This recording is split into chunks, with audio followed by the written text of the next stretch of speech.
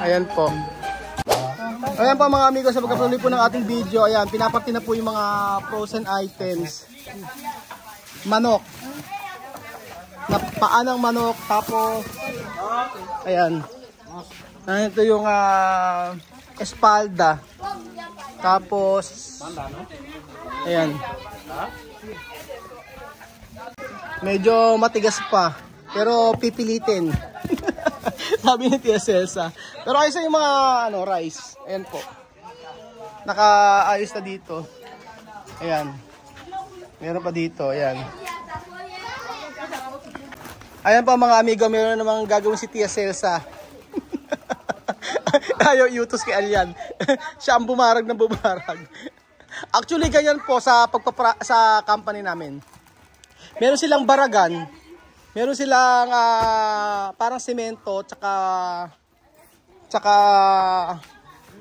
bakal, tapos inihahagis po yung yung mga frozen items para po mahati, kasi pag nagbebenta po yung company, nagbebenta rin sila ng per kilo. Hindi lang siya per kaha. So natutunan ng Tia Celsa yan na babaragin yung mga frozen items sa may semento. Ayan. Espalda. Ito palang espalda, leeg at saka likod ng manok. Espalda. Tapos, pakpak ng manok. Dami oh. Matutuwa na yung mga kapitbahay nila na ito. Ayun pa yung kay Celia at saka kay Balbina. Mixlado, no? Ayun, mix daw po. Paa ng manok, tapos pakpak ng manok, tapos sa likod ng manok. Chama porque ginyano kere patas de galina. Porque no se bien. Yun ang lagi kong tinatanong yun ang napapansin ko sa kanila, mahilig sila sa mga yung mga ganitong part, yung mga pakpak, saka yung paa ng manok. Dulce daw, masarap daw. Ako naman sa manok ko, ang part ng gusto ko sa manok ay yung wings. Chicken wings. Kayo po ba mga amigo, ano ang part ng manok ang gusto nyo? Merong mahilig sa leeg, merong mahilig sa breast, sa thigh, depende po sa sa tao. Pero ako po, gusto ko talaga ay wings at saka paa ng manok.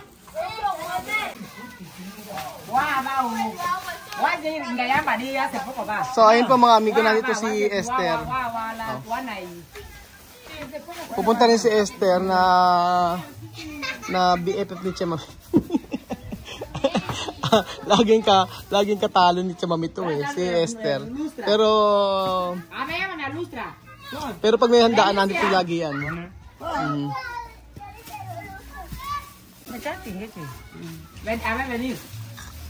Pasko naman, kaya dapat ay magmahalan, magpatawaran. So ano man yung ginawa ni Esther dito kay Tia Mami, kalimutan na. Ayan. Ba natin si Henesita. Ay dito na dalhin. Oh.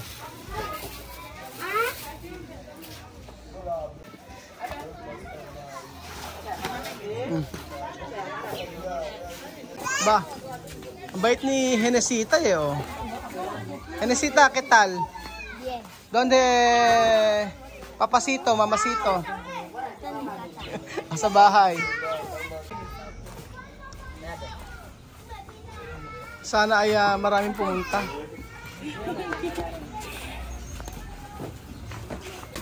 Ayan po natin po si Misma na maganda at tumutulong na rin.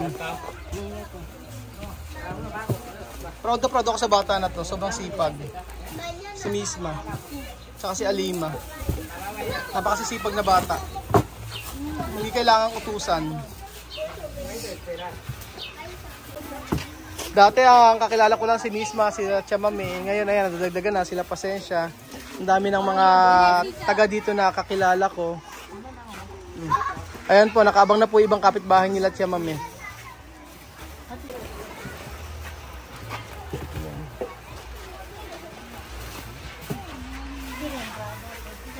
Lapit nang matapos. At mag-start na po tayong magpamigay mga amigo.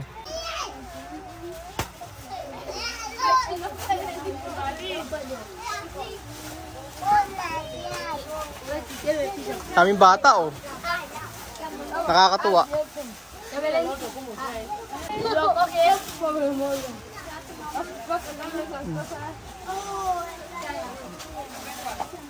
Lahat nagpa-participate eh oh. Nakakatuwa talaga dito sa Ikuko no. Lahat ay masaya ngayon. Actually dati nagpamigay kami ng rice na bigay ni Ate Mea ng Japan. Yung mga pinarty po namin yon. Yung ibang mga nanay ay ibinabalik yung rice at ang sabi po ay kaya binabalik yung rice ay akala ninakaw ng anak. So pumupunta kay Tia Mame, sabi ganoon baka kinuha kila Tia Mame yung rice kaya binabalik ng nanay. Kung natatandaan niyo po yung huling nagpamigay po tayo ng rice dito, yung sponsor po, yung birthday po ni Ate Mean yun. So, yun po yung time na may nagbalik ng rice at ang sabi ninakaw daw. Baka doon ninakaw ng anak niya kaya nagpunta kay Tia Mame.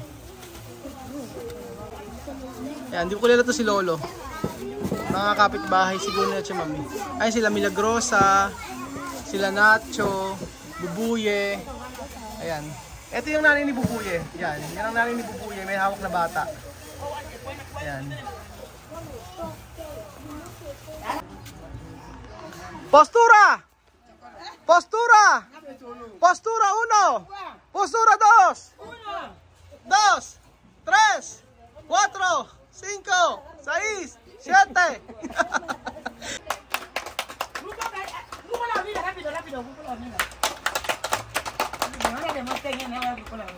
Ano daw? Grupo ng mga friends.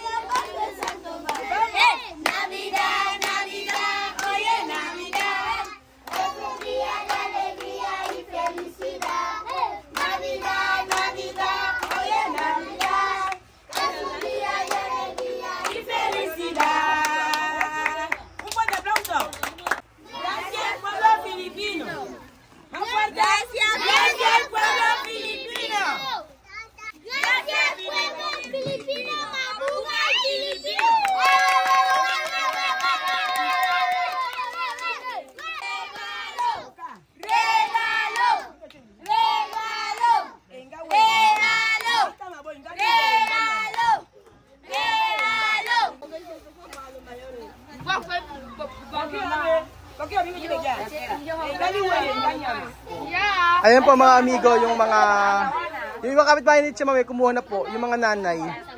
Hindi ko na po ibibideo yung iba. At ayaw po kasi magpa-video. Okay lang yun.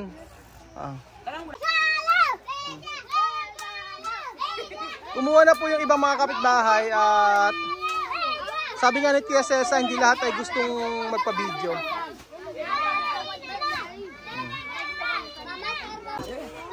Grabe, dinagsapo ng mga kapitbahay ni Tia Cesa ang ating pamaskong regalo para sa Ikuko.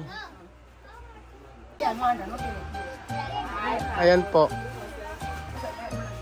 Nag-start na po na pamigay mga amigo. At hindi na po pumila yung iba kasi alam naman ni Tia Cesa kung sino yung bibigyan na una. Ayan po si Kiko andoon. Babalik ulit si Kiko kasi meron pang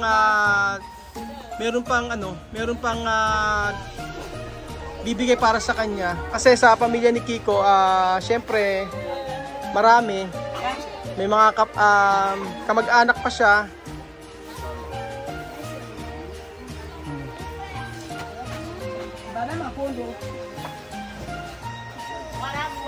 Ayan si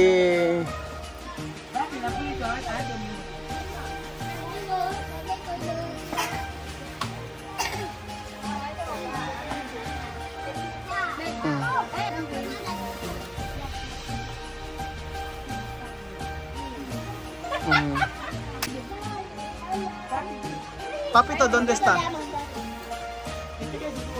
Si Bubuy andito.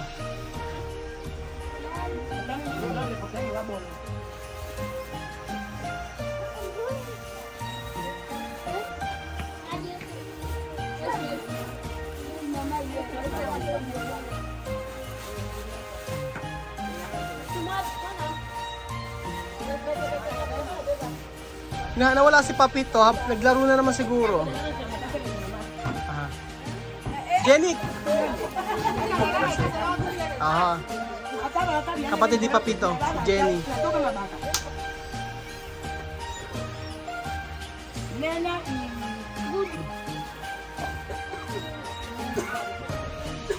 Si Lihia.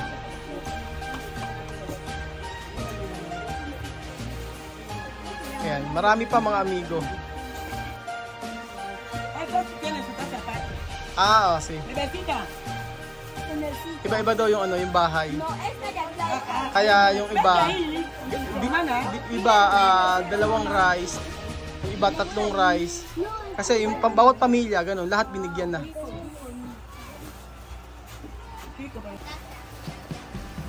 Ayan pa mga amigo. Nag-aantay pa po tayo kung sino ang pupunta.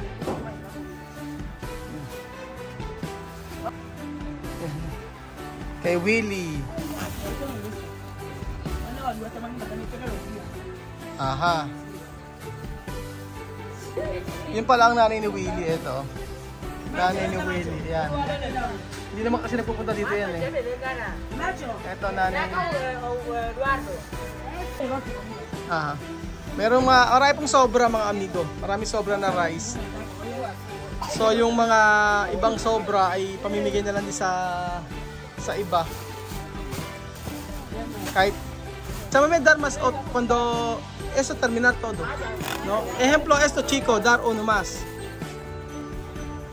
Ayan po, i-deliver pa ni The Beverly sa ibang mga kapitbahay. Ayan po.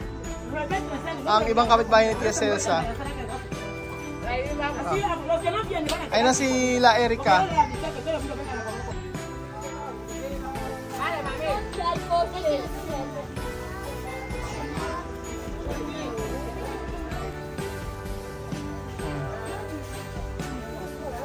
Sobrang rice, wala na. Pamigay na lang sa ibang kapitbahay. Ayun. Dagdagan, dinagdagan ni Tia Mami. Marami pa kasing rice eh. Kay Erica sana. Tia Mami, dar mas uno para Erica. Para Erica. Oh, sabi ko bigyan na lang kay Inis yung iba. Okay.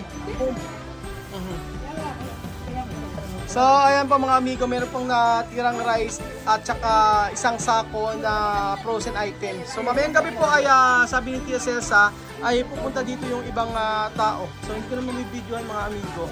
Pero maraming salamat po sa inyong panonood mga amigo ng ating video ngayong araw. Maraming salamat po mga amigo sa inyong panonood at ayan, nakahabol pa si Belgium. So, kukuha ka rin ba Belgium ng para pamasko? Gracias. Salamat po. Sobra to. Yung iba bibigay ko na lang sa ibang kapitbahay. Kaya masaya. Todo contento po kami. Muy contento. Muchísimas gracias. Gracias todo Filipino. Gracias todo Filipino. Sí. Muchísimas gracias. Pueblo filipino, gracias. Salamat ya me veo contenta. Salamat. Salamat po mga amigo at dahil po sa inyong panonood araw-araw ay nakakapagbigay tayo ng blessing sa mga tao dito.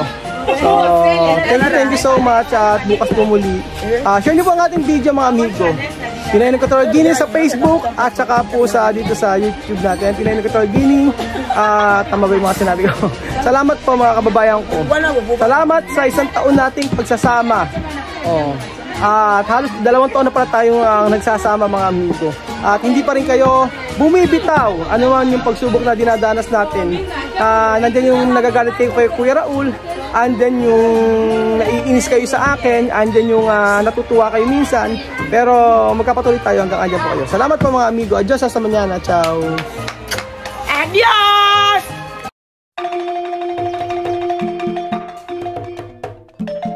Na-appreciate ko yung paano sila nagdadasal.